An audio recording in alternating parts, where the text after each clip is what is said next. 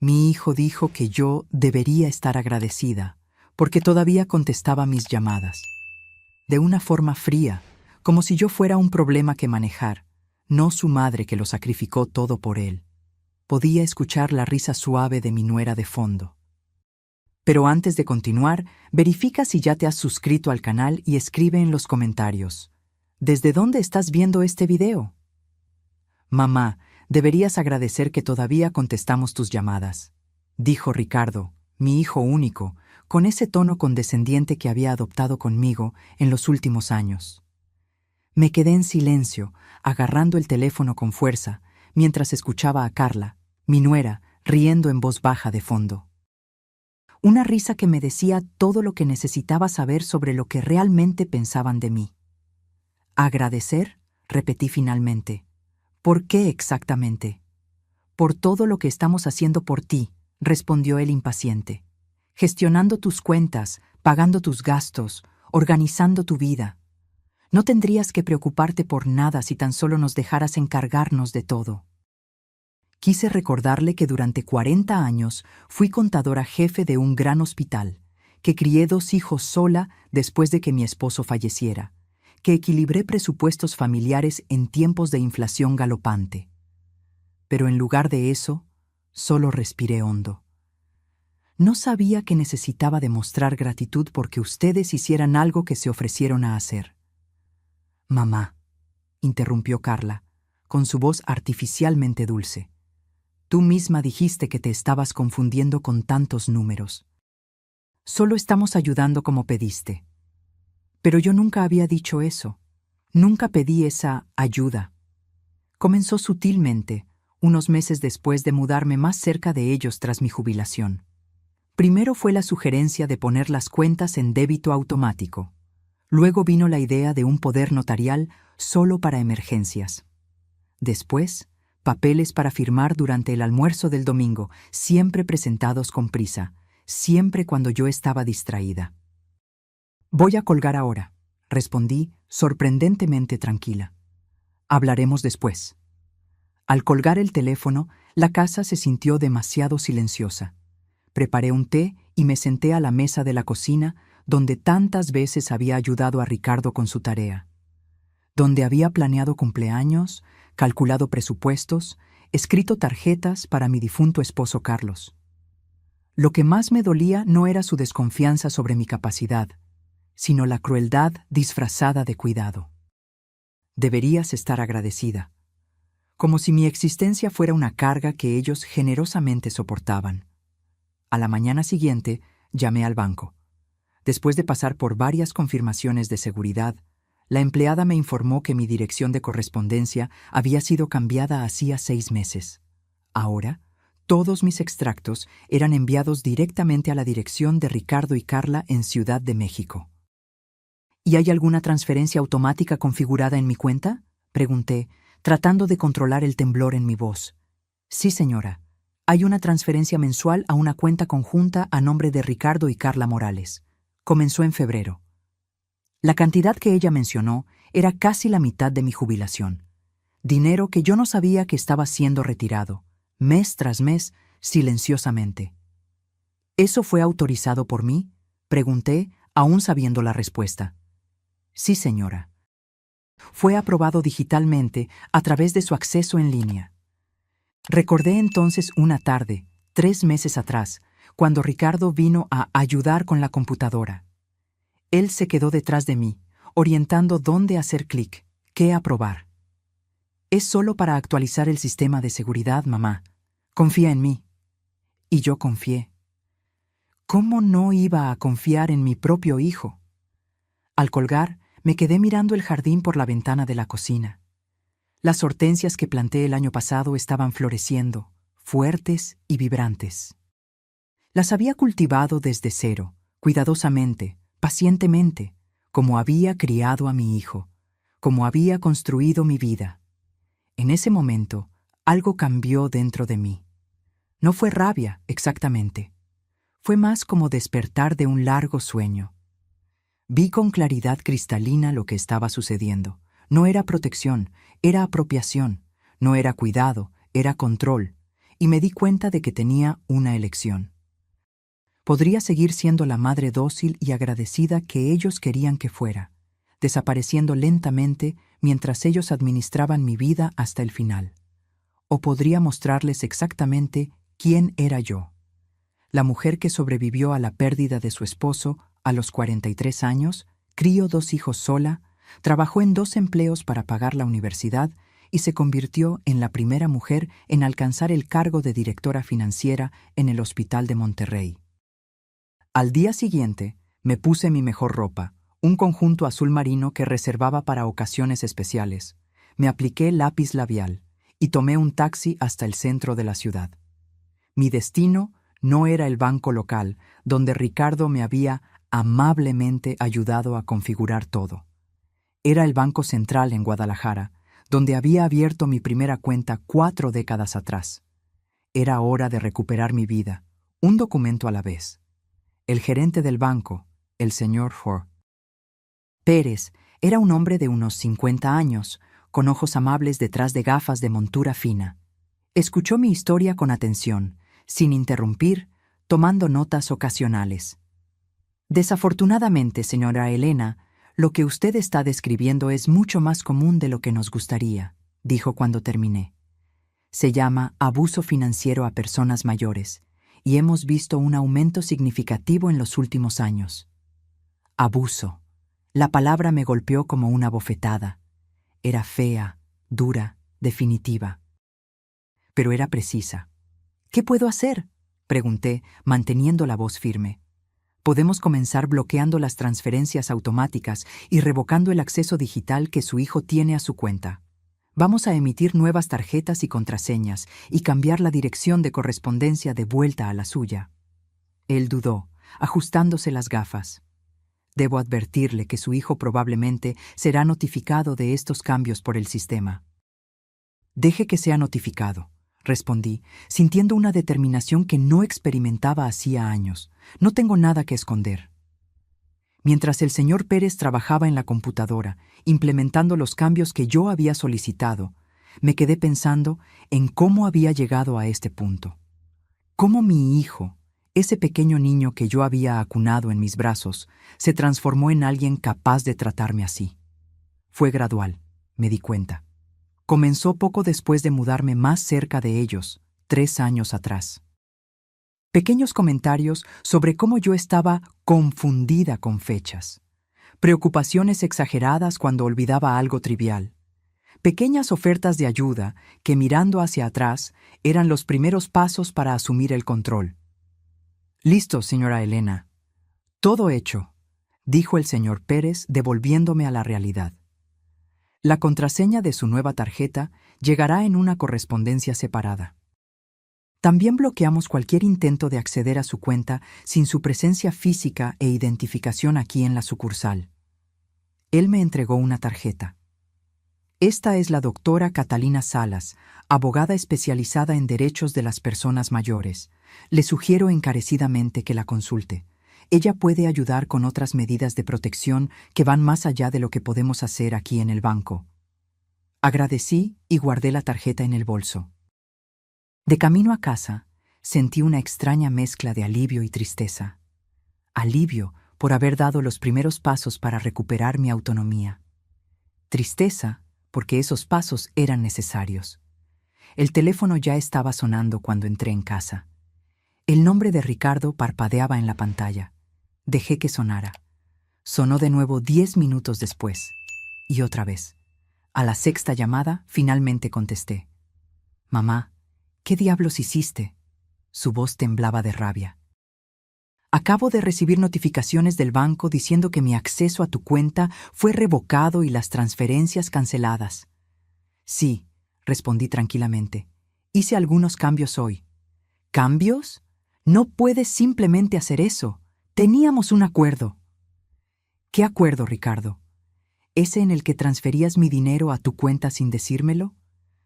¿O ese en el que cambiaste mi dirección de correspondencia para que yo nunca viera mis propios extractos bancarios?» Silencio del otro lado.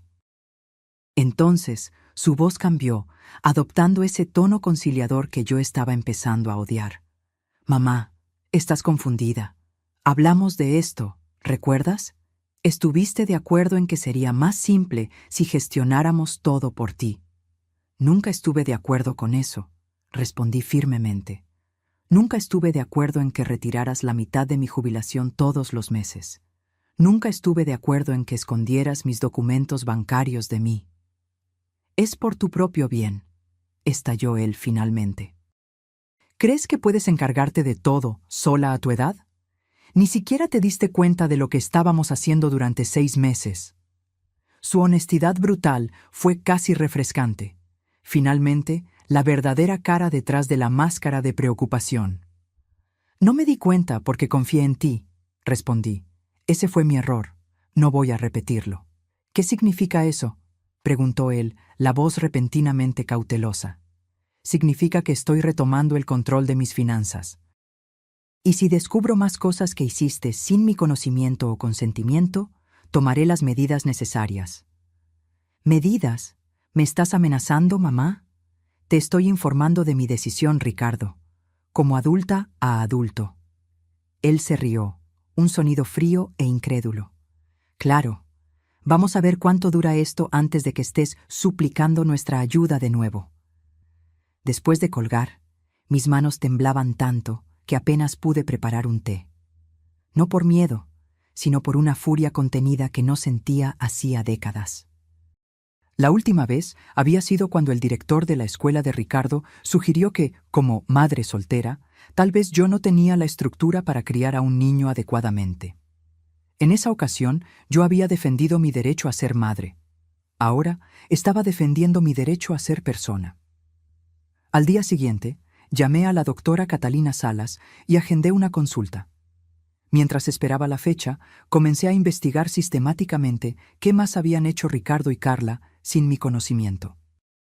Revisé cajones, carpetas, documentos antiguos. Lo que encontré me dejó helada. La escritura de mi casa en Puebla, que Carlos y yo habíamos comprado hacía 30 años con tanto sacrificio, ahora incluía el nombre de Ricardo como propietario conjunto. Mi póliza de seguro de vida, que originalmente tenía a mis 2 hijos como beneficiarios iguales, ahora listaba solo a Ricardo y Carla.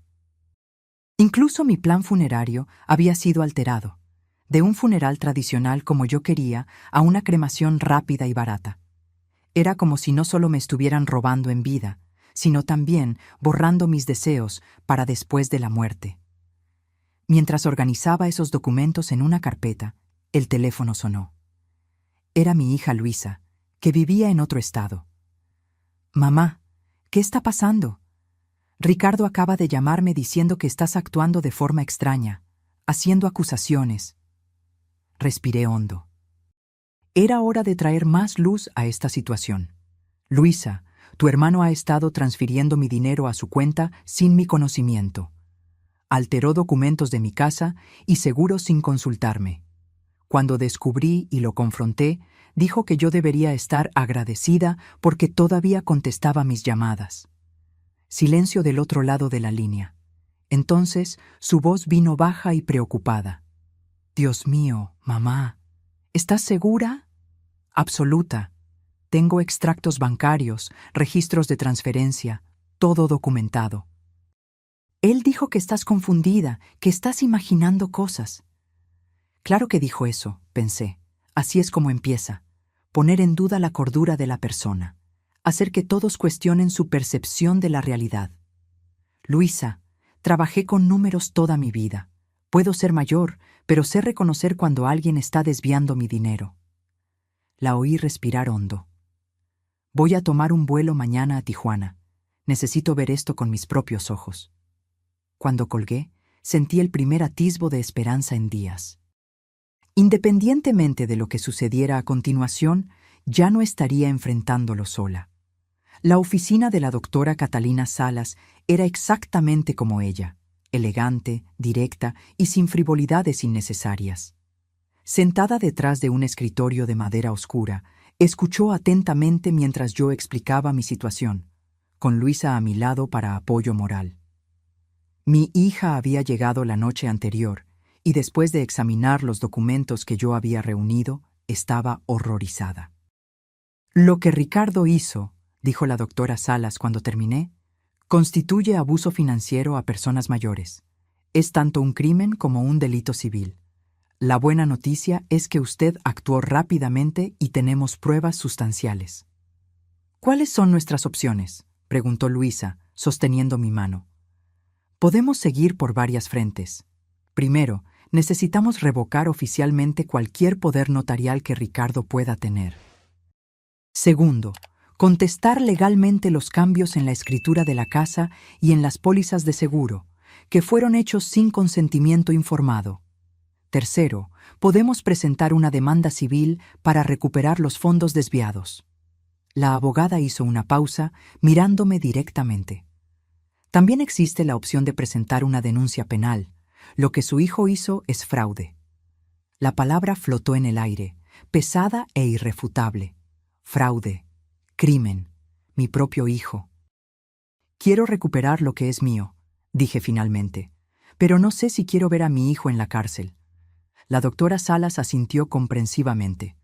Muchas familias sienten lo mismo. Podemos comenzar con las medidas civiles y ver cómo responde Ricardo. Si él coopera, devuelve los fondos y firma las revocaciones necesarias, tal vez podamos evitar el camino criminal. Salimos de la oficina con un plan de acción claro y un sentimiento renovado de propósito. Luisa, que siempre fue la pacificadora de la familia, estaba silenciosamente furiosa. «Nunca imaginé que Ricardo haría algo así», dijo ella mientras conducía de vuelta a mi casa. «Siempre pensé que Carla era materialista, pero esto es otro nivel». «La gente hace cosas terribles cuando cree que está en lo correcto», respondí, mirando por la ventana los árboles que pasaban. «Y cuando creen que nadie está mirando». Esa noche, Luisa y yo revisamos más documentos, encontrando aún más evidencia del control gradual que Ricardo había asumido sobre mi vida financiera. Tarjetas de crédito abiertas a mi nombre, cuentas de servicios transferidas a su dirección, incluso una consulta inicial con un corredor de bienes raíces sobre la venta de mi casa, todo sin mi conocimiento.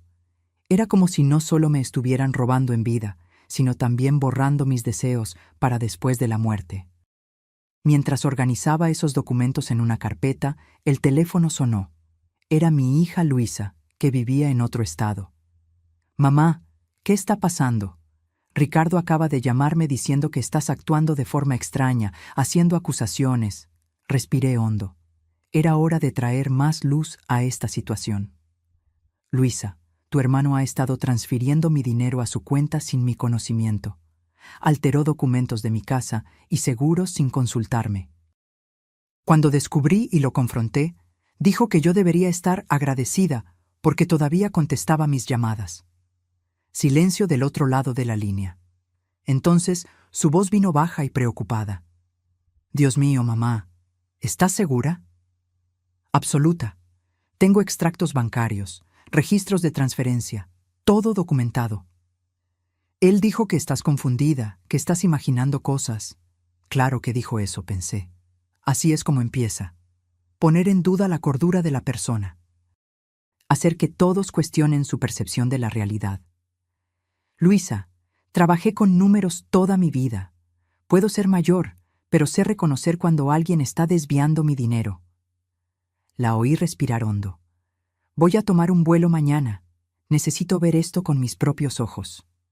Cuando colgué, sentí el primer atisbo de esperanza en días. Independientemente de lo que sucediera a continuación, ya no estaría enfrentándolo sola. El timbre sonó a las 9 de la mañana siguiente. Ricardo estaba en la puerta, con Carla justo detrás. Sus rostros mostraban una mezcla de rabia y falsa preocupación cuando vieron a Luisa abrir. «¿Qué estás haciendo aquí?», preguntó él bruscamente. «Visitando a nuestra madre», respondió Luisa fríamente. «Algo que deberías intentar hacer sin llevarle papeleo para que firme». Su rostro se puso rojo. «¿De qué estás hablando? ¿Quién te llenó la cabeza con esas tonterías?» «Los extractos bancarios no son tonterías, Ricardo», respondí, apareciendo detrás de Luisa. «Ni las escrituras adulteradas o las pólizas de seguro alteradas. ¿Podemos entrar y hablar como adultos? intervino Carla, su sonrisa profesional firmemente puesta. Creo que ha habido un gran malentendido. Dejamos que entraran, pero no los invitamos a sentarse. En su lugar, Luisa puso sobre la mesa de la sala la carpeta de documentos que habíamos organizado. ¿Malentendido?, repitió ella, abriendo la carpeta. Entonces explica por qué 2.500 pesos salen de la cuenta de mamá todos los meses directamente a su cuenta conjunta. Explica por qué su nombre fue removido como propietaria principal de la casa que ella pagó. Explica por qué ustedes estaban consultando a corredores para vender esta casa sin el conocimiento de ella. La sonrisa de Carla vaciló. Ricardo se pasó la mano por el cabello, un gesto que hacía desde niño cuando era atrapado en una mentira. Estábamos organizando todo para el futuro, dijo, la voz más baja ahora. Mamá está envejeciendo, necesita supervisión. Los arreglos financieros fueron solo para asegurar que todo estuviera en orden. ¿Qué orden?, pregunté, manteniendo la voz tranquila. ¿La orden donde ustedes controlan todo y yo no tengo acceso a mis propias cuentas? ¿La orden donde ustedes pueden decidir vender mi casa a mis espaldas? No íbamos a vender sin decírtelo, exclamó Carla. Solo estábamos explorando opciones para cuando necesites cuidados más intensivos. ¿Y cuándo sería eso?, preguntó Luisa. ¿Cuando ustedes decidieran que era hora? ¿Cuando la casa valiera más? ¿Cuando necesitaran el dinero para algo? Ricardo dio un paso adelante, apuntando el dedo a Luisa. Tú no tienes derecho a cuestionar nuestras intenciones. Estás a kilómetros de distancia, apareces una vez al año en Navidad, mientras nosotros estamos aquí cuidándola diariamente. ¿Cuidando o saqueando?, respondió Luisa. ¡Basta! Mi voz cortó la discusión. Todos se giraron para mirarme, sorprendidos por el volumen y la fuerza. No soy una niña para que ustedes peleen sobre cómo cuidarme. Soy una adulta con todos mis derechos y facultades mentales. Y les estoy informando a ustedes dos, dije, mirando directamente a Ricardo y Carla, que contraté una abogada. Quiero todo mi dinero de vuelta. Quiero mi nombre restaurado como única propietaria de la casa. Quiero todas las procuraciones y autorizaciones revocadas. Ricardo palideció. ¿Contrataste una abogada? ¿Contra tu propio hijo? Contra personas que abusaron de mi confianza, corregí. El hecho de que uno de ellos sea mi hijo solo lo hace más doloroso, no menos incorrecto. Carla soltó una risa corta e incrédula. Esto es ridículo. Solo estábamos tratando de ayudar. Si quieres ser ingrata después de todo lo que hicimos, está bien. Vámonos, Ricardo. Ella se giró para irse, pero Ricardo permaneció inmóvil, sus ojos fijos en los míos. ¿De verdad crees que te robamos?, preguntó él, su voz casi un susurro. No creo. Sé. Tengo las pruebas justo aquí. Él miró los documentos en la mesa, luego de vuelta a mí. Algo en sus ojos cambió. No era arrepentimiento exactamente, sino quizás el primer atisbo de comprensión. ¿Qué quieres que haga?, preguntó finalmente. Devuelve lo que tomaste. Firma los documentos que la doctora Salas va a preparar. Respeta mi autonomía de ahora en adelante. ¿Y si no lo hago? Entonces enfrentaremos a un juez, respondí simplemente. Y todas estas pruebas serán presentadas en el tribunal. Carla, que estaba en la puerta, retrocedió unos pasos. Estás mintiendo. No demandarías a tu propio hijo. La miré con una calma que me sorprendió incluso a mí misma. Inténtalo. Después de que se fueron, Luisa me abrazó fuerte. Mamá, estuviste increíble. Devolví el abrazo, sintiendo el temblor en mis piernas ahora que la adrenalina comenzaba a bajar.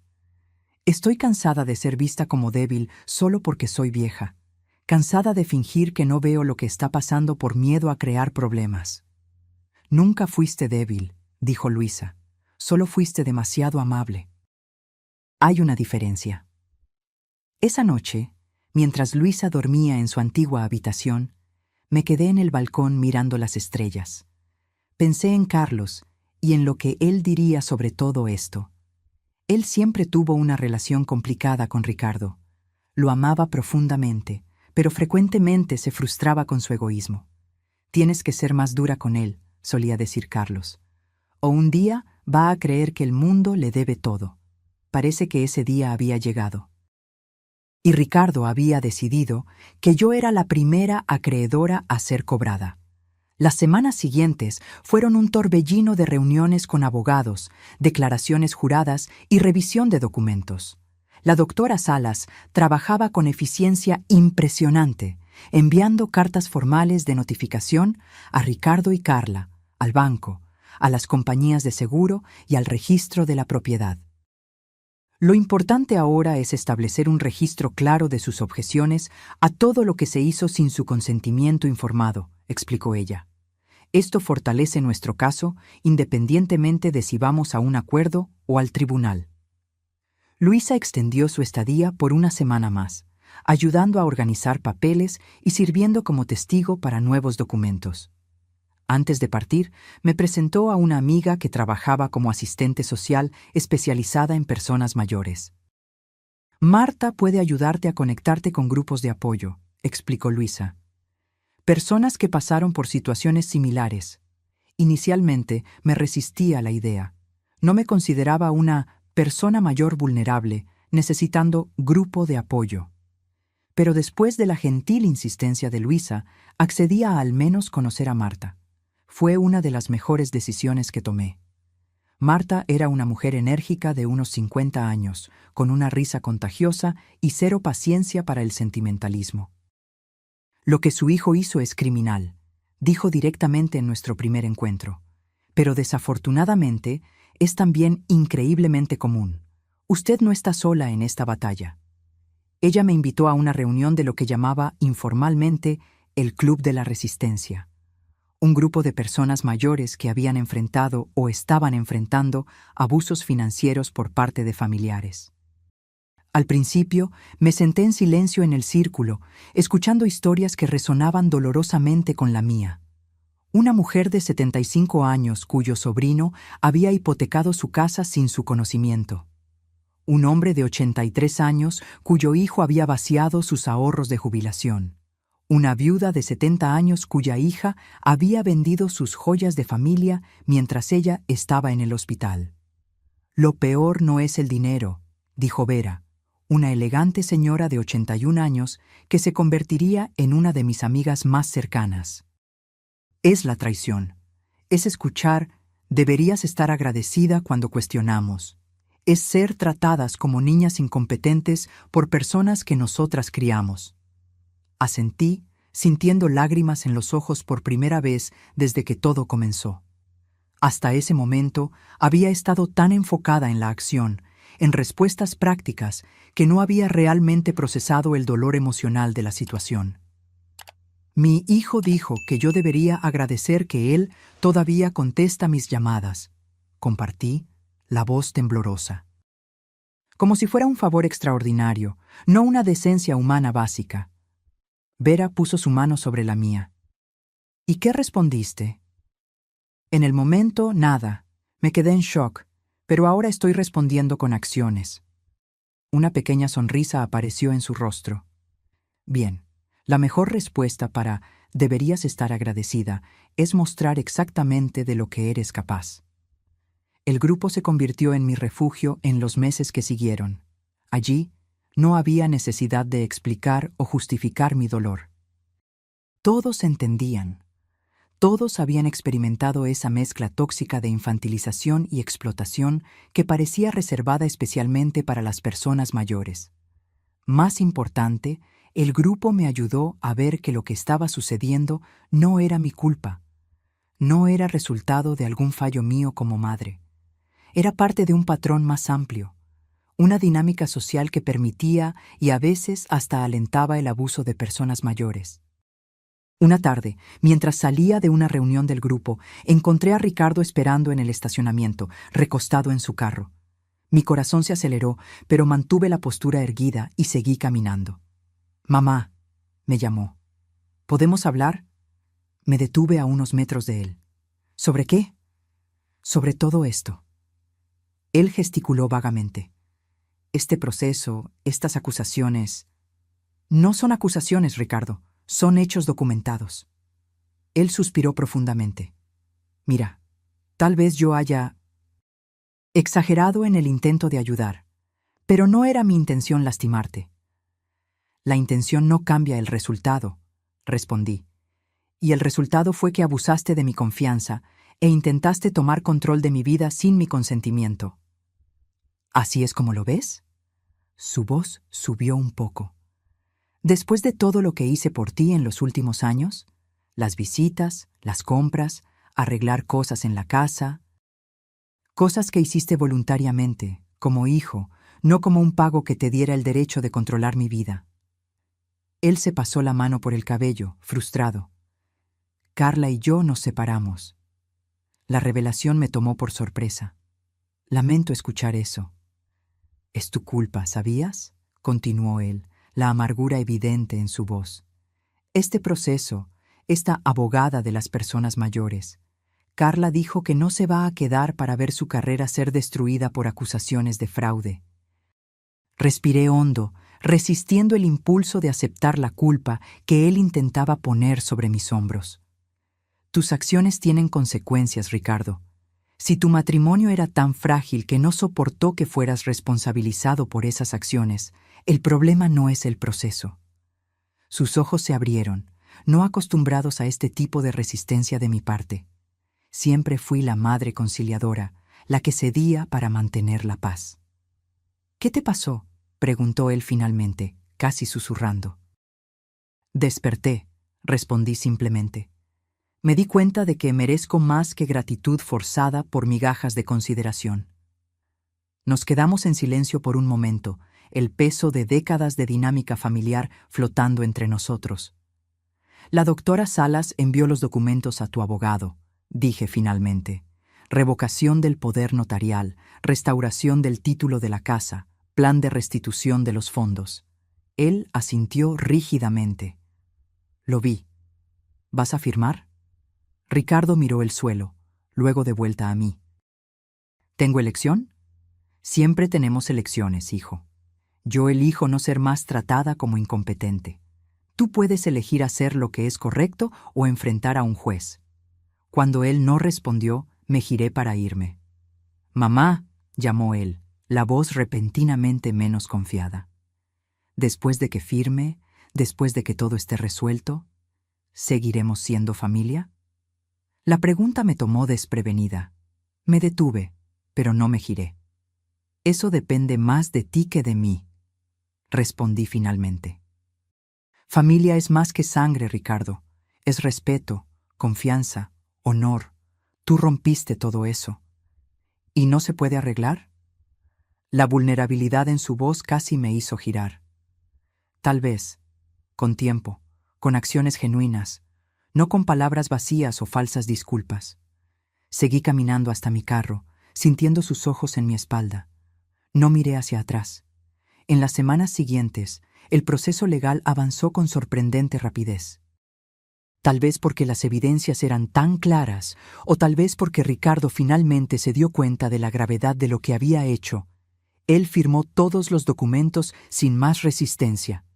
La escritura de mi casa fue restaurada, con mi nombre como única propietaria. Las transferencias bancarias automáticas fueron formalmente canceladas y Ricardo acordó un plan de restitución por los fondos que había desviado.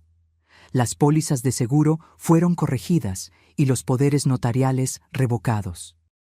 «Es una resolución más rápida que muchos casos que veo», comentó la doctora Salas en nuestra reunión final.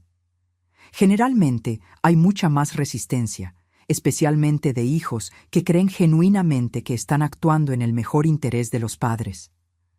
«Ricardo sabe lo que hizo», respondí. «En el fondo, siempre lo supo». Salí de su oficina con una sensación de conclusión, pero no de triunfo. No había ganadores reales en esta situación. Yo había recuperado mi autonomía financiera, pero a un costo emocional inmenso. Un hijo distante, una relación tal vez irrecuperablemente dañada. En la reunión del grupo esa semana compartí la resolución de mi caso. «Es una victoria», dijo Marta, la coordinadora. Debemos celebrar cada victoria, incluso las agridulces. Vera, que se había convertido en mi confidente, apretó mi mano. ¿Cómo te sientes? Vacía, admití. Aliviada, pero vacía.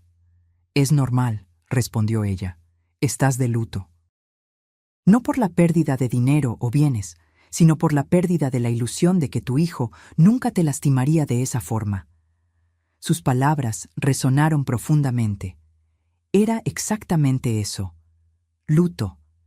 Luto por la relación que pensábamos tener, por la confianza que creí que existía, por la seguridad de saber que mi hijo me veía como una persona completa, no solo como una carga o un recurso. Cuando mi hija hizo algo similar, continuó Vera, pasé meses preguntándome dónde había fallado como madre. ¿Qué podría haber hecho diferente para que ella no creciera creyendo que tenía el derecho de tomar decisiones por mí, de tratarme como una niña incompetente? Asentí, reconociendo mis propios pensamientos en las palabras de ella. ¿Y llegaste a alguna conclusión?, pregunté. Sí, respondió ella con una pequeña sonrisa. Concluí que la pregunta era incorrecta. No era sobre lo que yo había hecho como madre, era sobre las elecciones que ella hacía como adulta. Sobre la sociedad que normaliza la falta de respeto hacia las personas mayores, sobre un sistema que confunde el envejecimiento con la incompetencia. Después de la reunión, caminé hasta el parque cercano en Oaxaca y me senté en un banco observando a los niños en el área de juegos. Padres jóvenes vigilaban atentos, auxiliando cuando era necesario, pero principalmente permitiendo que los pequeños exploraran por su cuenta, incluso si eso significaba caídas ocasionales y rodillas raspadas. Así era como yo había intentado criar a Ricardo y Luisa, dando apoyo, pero permitiendo la independencia. Ayudando, pero no controlando. ¿Dónde había salido mal con Ricardo? Mi teléfono sonó, interrumpiendo mis pensamientos. Era Luisa. ¿Cómo estás, mamá? Su voz sonaba preocupada, incluso a kilómetros de distancia. Estoy bien, querida. Los documentos fueron todos firmados. Legalmente, todo está resuelto. ¿Y emocionalmente? Dudé. Complicado. Tengo días buenos y días difíciles. Hiciste lo correcto, me tranquilizó ella. Lo que Ricardo hizo, ni siquiera puedo imaginar cómo pensó que era aceptable. Pensó que yo no me daría cuenta, respondí. O peor, pensó que yo debería estar agradecida por su ayuda, incluso cuando esa ayuda era explotación. Nos quedamos en silencio por un momento, la gravedad de la situación flotando entre nosotras. Ricardo me llamó ayer, dijo Luisa finalmente. Mi corazón se aceleró. ¿Qué quería? Hablar sobre ti, en realidad, parecía diferente, menos a la defensiva. Dijo que está comenzando terapia. ¿Terapia?, repetí, sorprendida. Sí, aparentemente el divorcio y todo este proceso legal lo forzaron a enfrentar algunas cosas sobre sí mismo. Mencionó que el terapeuta sugirió que él podría tener problemas no resueltos con el dinero y el control. Cerré los ojos por un momento, absorbiendo esta información. Ricardo, en terapia, confrontando sus demonios internos. Era más de lo que esperaba, honestamente. Preguntó si yo creía que aceptarías hablar con él en algún momento, continuó Luisa. No ahora, pero tal vez en el futuro, cuando las cosas duelan menos. ¿Qué dijiste? Dije que eso dependía enteramente de ti, que tenías todo el derecho de establecer límites después de lo que sucedió. Sonreí ligeramente, agradecida por la firmeza de mi hija. Gracias por respetar eso. Siempre, mamá, te mereces respeto. No gratitud forzada, sino respeto genuino. Después de colgar, continué sentada en el banco, observando las nubes pasar. La idea de Ricardo en terapia, reconociendo sus problemas, era un pequeño rayo de esperanza en un cielo antes completamente nublado. No significaba que todo estaba perdonado u olvidado. No significaba que la confianza pudiera ser restaurada instantáneamente. Pero era un comienzo. un primer paso vacilante en un largo camino. En los meses que siguieron, me concentré en la reconstrucción de mi vida. No solo financieramente, sino social y emocionalmente. Continué asistiendo al grupo de apoyo, donde encontré no solo comprensión, sino verdaderas amistades. Comencé a tomar clases de acuarela en la comunidad local en Veracruz, algo que siempre quise intentar, pero nunca encontré tiempo durante mis años de trabajo. Me uní a un club de lectura en la biblioteca. Fui voluntaria una vez por semana en un programa de alfabetización para niños, donde mi experiencia era valorada, no desestimada. Lentamente, reconstruí un sentido de propósito e identidad separado de ser solo, madre o viuda.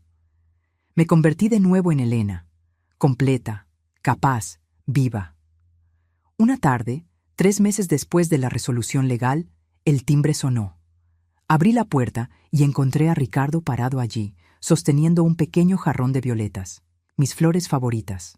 ¿Puedo pasar?, preguntó él, sin el tono defensivo que había caracterizado nuestras interacciones recientes. Dudé por un momento, luego abrí más la puerta. Para un café rápido. Mientras preparaba el café en la cocina, lo observé mirar alrededor de la sala, notando los cambios que yo había hecho. Las nuevas acuarelas en las paredes, el rincón de lectura que había creado junto a la ventana, la ausencia de las fotos de familia que antes dominaban el espacio. «Tu casa está diferente», comentó él cuando regresé con 2 tazas. «Yo estoy diferente», respondí, sentándome en la silla opuesta al sofá donde él estaba. Él asintió, aceptando la taza que ofrecí. «Luisa me contó que estás pintando ahora». «Acuarela. Todavía no soy muy buena, pero estoy disfrutando el proceso».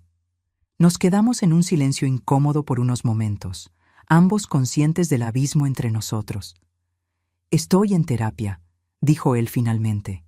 2 veces por semana. Luisa lo mencionó. «¿Cómo te va?» Él miró su taza. «Difícil, revelador. Estoy descubriendo patrones, cosas sobre mí mismo que no quería ver».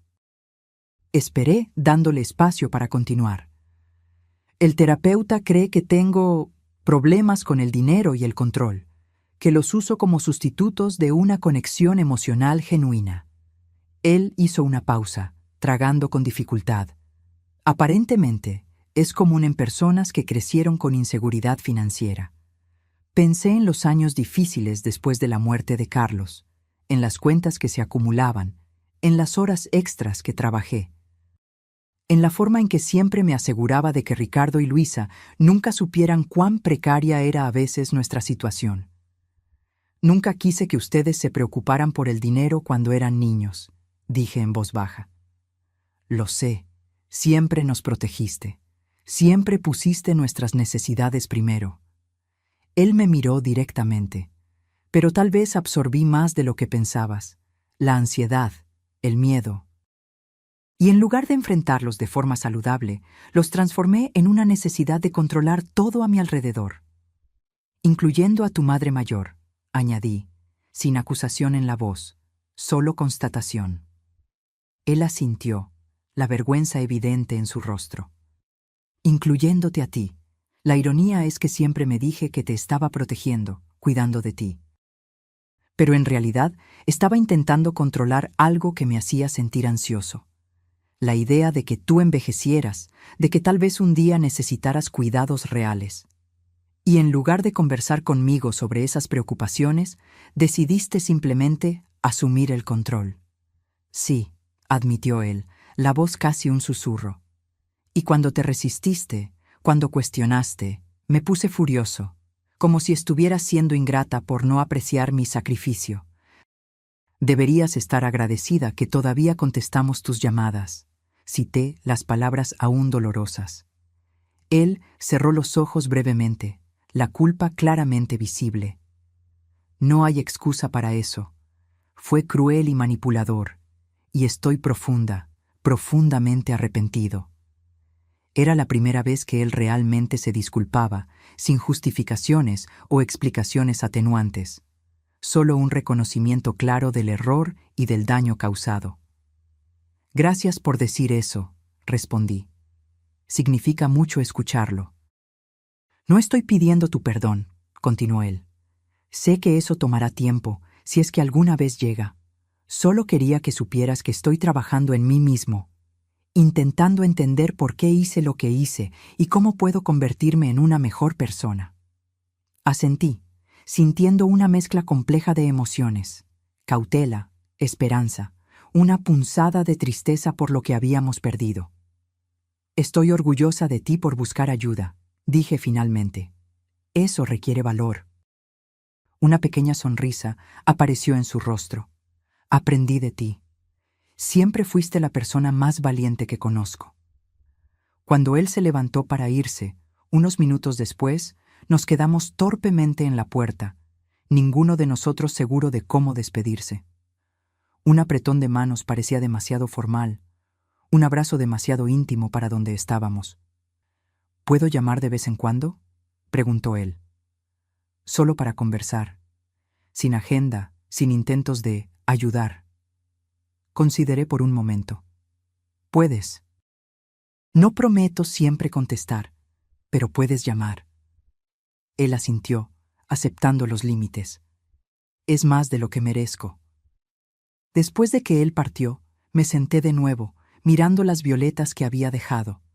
Eran hermosas, delicadas, pero sorprendentemente resistentes, al igual que la esperanza frágil que comenzaba a florecer en mi corazón.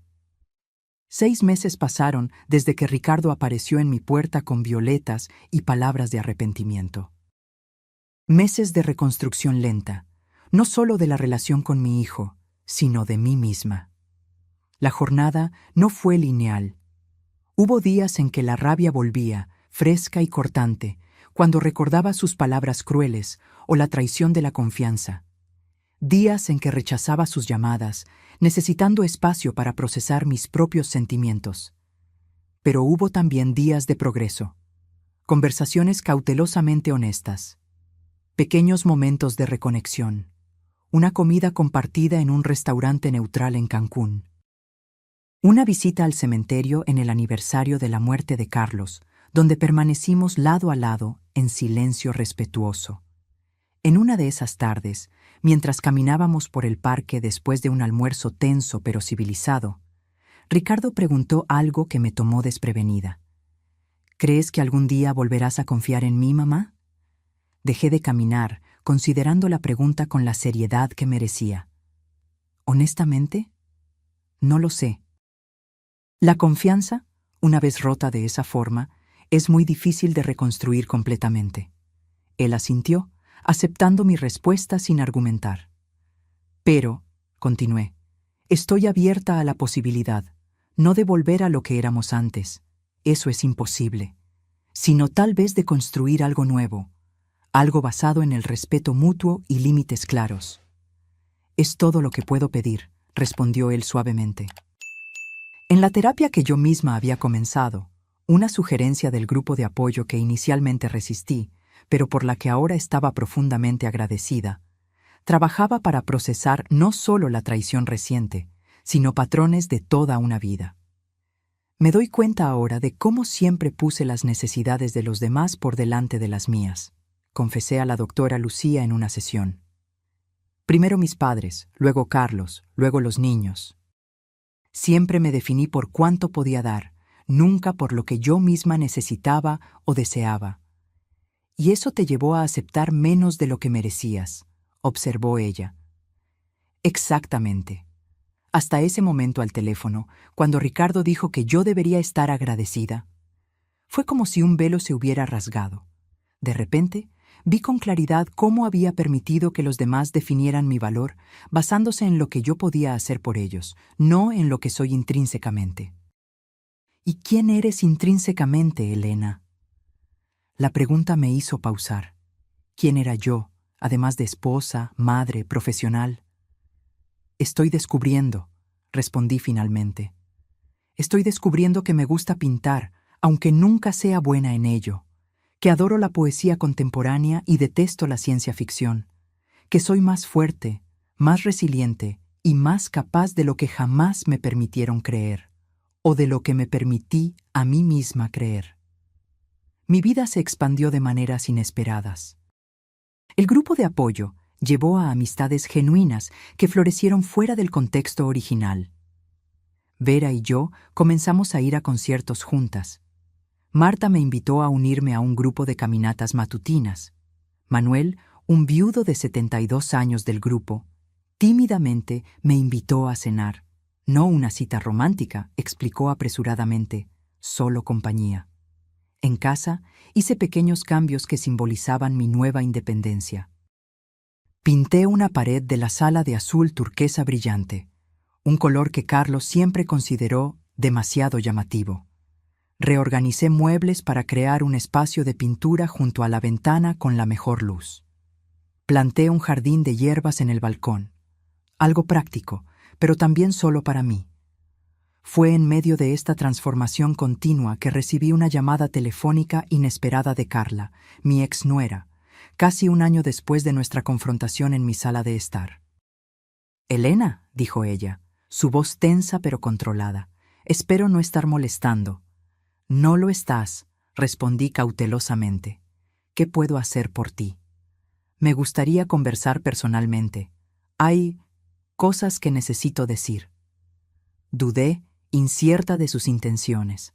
Carla siempre fue más difícil de leer que Ricardo. Su superficie pulida raramente revelaba sus verdaderas motivaciones. «Solo conversar», añadió ella, como si sintiera mi duda. «En un lugar público, si lo prefieres». Accedí a encontrarme con ella en la cafetería cercana a la biblioteca en Querétaro, un lugar neutral y concurrido. Cuando llegué, ella ya estaba allí, sentada en una mesa en el fondo, las manos entrelazadas frente a una taza de té intacta. Parecía diferente, más delgada, más pálida, con ojeras que el maquillaje no podía disimular completamente. El divorcio había sido difícil para ella también, me di cuenta. «Gracias por venir», dijo ella cuando me senté. «Confieso que me quedé curiosa», respondí. «No esperaba noticias tuyas». Ella esbozó una pequeña sonrisa sin humor. «Me imagino que no, especialmente después de todo». Nos quedamos en silencio por un momento, la tensión casi palpable entre nosotras. «Cometí un error», dijo ella finalmente, mirándome directamente. «Varios errores, de hecho, y quería reconocer eso ante ti». De todas las cosas que imaginé que Carla podría decir, una admisión de error no estaba entre ellas. Lo que Ricardo y yo hicimos no solo era incorrecto legalmente, era moralmente incorrecto, irrespetuoso, cruel incluso. Esperé dejándola continuar. «Creo que me convencí de que realmente estábamos ayudando, que era por tu bien, pero la verdad es que era sobre control, sobre dinero, sobre sentirnos importantes y necesarios, y sobre creer que yo era incapaz de cuidarme sola», añadí. «Sí», admitió ella. «Hicimos eso sin siquiera darnos cuenta de cuán profundamente irrespetuoso era. Y por eso, sinceramente, te pido disculpas». Estudié su rostro, buscando señales de manipulación o falsedad. Pero por primera vez desde que la conocí, Carla parecía genuinamente vulnerable, las capas de sofisticación profesional momentáneamente removidas.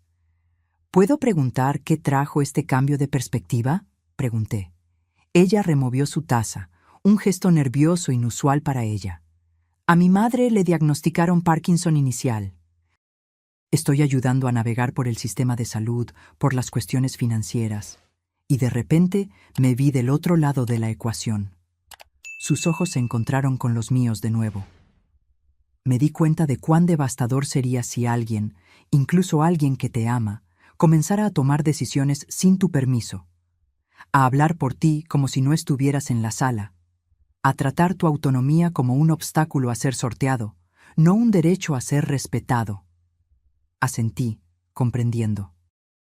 A veces, solo cuando nos ponemos en la posición del otro es que realmente entendemos el impacto de nuestras acciones. «Me di cuenta de que te estábamos tratando exactamente así», continuó ella. «Y eso me avergüenza profundamente». «Gracias por reconocer eso», respondí, sinceramente conmovida por su honestidad. significa mucho. No estoy pidiendo perdón, aclaró ella, ni estoy intentando retomar algún tipo de relación. Solo necesitaba que supieras que reconozco el error, que lo lamento, y que estoy intentando hacerlo mejor, con mi madre, con otras personas mayores en mi vida. Eso ya es algo valioso, Carla. Terminamos nuestro café en una tregua silenciosa, no exactamente amigable, pero ya no hostil. Antes de separarnos, ella me entregó un pequeño sobre. Una tarjeta de regalo para esa tienda de materiales artísticos cerca de tu casa, explicó. Ricardo mencionó que estás pintando ahora. El gesto me tomó desprevenida, no porque fuera grandioso, sino porque era atento de una manera que reconocía mis intereses, mi identidad más allá de madre mayor. Gracias, dije, aceptando el sobre. Esto es muy amable. Ella sonrió ligeramente, una sonrisa genuina esta vez. Buena suerte con tu arte, Elena, y con todo lo demás. Mientras caminaba a casa después del encuentro, reflexionando sobre la conversación inesperada, me di cuenta de que algo había cambiado dentro de mí. El nudo de resentimiento que cargaba por tanto tiempo se había aflojado ligeramente. No desaparecido completamente. Algunas heridas dejan cicatrices permanentes, pero menos constrictivo, menos dominante. El perdón, descubrí, no era un evento único, sino un proceso. No era algo concedido una vez y para siempre, sino algo que necesitaba ser renovado diariamente, a veces cada hora. No era para el beneficio del ofensor, sino para mi propia paz interior. Y, más importante, el perdón no significaba permitir que los mismos patrones se repitieran. No significaba renunciar a los límites que había establecido tan dolorosamente. Significaba solo que yo elegía no dejar que el dolor continuara definiéndome. Esa noche, sentada en el balcón mientras el sol se ponía, pinté con las nuevas acuarelas compradas con el regalo de Carla. No un paisaje o naturaleza muerta como de costumbre, sino un retrato abstracto de mí misma. No como los demás me veían, sino como finalmente había aprendido a verme. Fuerte, digna, completa. Una mujer que ya no necesitaba disculparse por ocupar espacio en el mundo. Una mujer que sabía que la gratitud verdadera solo puede existir donde hay respeto mutuo. Una mujer que, a los 69 años, finalmente entendía su propio valor. 18 meses pasaron desde aquella fatídica conversación telefónica. 18 meses desde que escuché a mi hijo decir que yo debería estar agradecida, porque él todavía contestaba mis llamadas. Una vida entera en algunos aspectos, solo un momento en otros. En un domingo soleado de primavera, mi casa estaba llena de voces, risas y el aroma de café fresco. El grupo de apoyo que había sido mi refugio en los momentos más difíciles estaba reunido para celebrar el cumpleaños de Vera, ahora con 83 años y más vibrante que nunca. ¿Quién diría?, comentó ella, mientras yo servía más café, que un grupo formado a causa de traiciones familiares se convertiría en nuestra nueva familia. Miré alrededor de la sala, a Marta, a Manuel, a los otros miembros del grupo que se habían convertido en amigos queridos. Personas que entendían, sin necesidad de explicaciones, el camino complejo que habíamos recorrido. Personas que nunca preguntarían por qué no éramos agradecidas por el trato que recibimos. La familia que elegimos, respondí, levantando mi taza en un brindis. El timbre sonó, y fui a abrir, encontrando a Luisa en la puerta con su esposo e hijos. Detrás de ellos, más vacilante, estaba Ricardo. «Espero que no nos importe», dijo Luisa abrazándome. «Encontramos a Ricardo en el estacionamiento. Él dijo que también lo habías invitado para el almuerzo». «Invité», confirmé, abriendo la puerta más ampliamente. «Pasen todos». Los últimos meses habían traído cambios graduales en mi relación con Ricardo. No una reconciliación completa. Algunas heridas eran demasiado profundas para sanar completamente, sino una reconstrucción cuidadosa, ladrillo por ladrillo. Su terapia continuaba, la mía también. A veces, hacíamos sesiones conjuntas, desenmarañando décadas de dinámicas familiares complicadas bajo la orientación paciente de un terapeuta. Cuando entré en la sala, presentando mi familia biológica a mi Club de la Resistencia, como Marta jocosamente llamaba a nuestro grupo, sentí una extraña sensación de completitud. No porque todo estaba perfecto, lejos de eso, sino porque cada persona en esa sala representaba una parte importante de mi jornada. Vera, que me enseñó que la resistencia no era solo sobrevivir, sino prosperar. Marta, que me mostró que nunca es tarde para descubrir nuevos aspectos de sí misma. Manuel, cuya amistad había florecido en una relación que ninguno de nosotros esperaba en nuestros años dorados. Luisa, cuya lealtad inquebrantable había sido mi cimiento en los momentos más difíciles. Sus hijos, mis nietos, que me recordaban que la vida continúa, renovándose constantemente. Y Ricardo, mi hijo que había hecho cosas terribles por razones complicadas. Mi hijo que estaba luchando por ser mejor, por entender sus propios demonios. Mi hijo que había aprendido, dolorosamente, que el amor sin respeto no es amor de verdad. Mientras todos conversaban, mezclándose con curiosidad inicial y luego con creciente animación, Ricardo se acercó a mí en la cocina, donde yo preparaba más aperitivos. «Es un grupo interesante», comentó él, indicando con la cabeza a Vera y a los demás. «Parecen realmente apreciarte». «Ellos me conocen», respondí simplemente. «No solo la idea de mí, o la versión de mí que desean que yo sea. Ellos me ven como soy». Él asintió, ayudándome a colocar los aperitivos en una bandeja. «Estoy intentando hacer eso también, verte como eres, no como yo creía que necesitabas que fueras». Lo miré. Este hombre adulto que una vez fue el pequeño niño que sostenía mi mano tan fuerte el primer día de escuela. Este hombre que me había lastimado tan profundamente y que ahora estaba intentando, día tras día, reparar el daño que había causado. «Sé que lo estás haciendo», reconocí, «y aprecio el esfuerzo». «No es esfuerzo», dijo él sorprendiéndome. «Es crecimiento, doloroso a veces».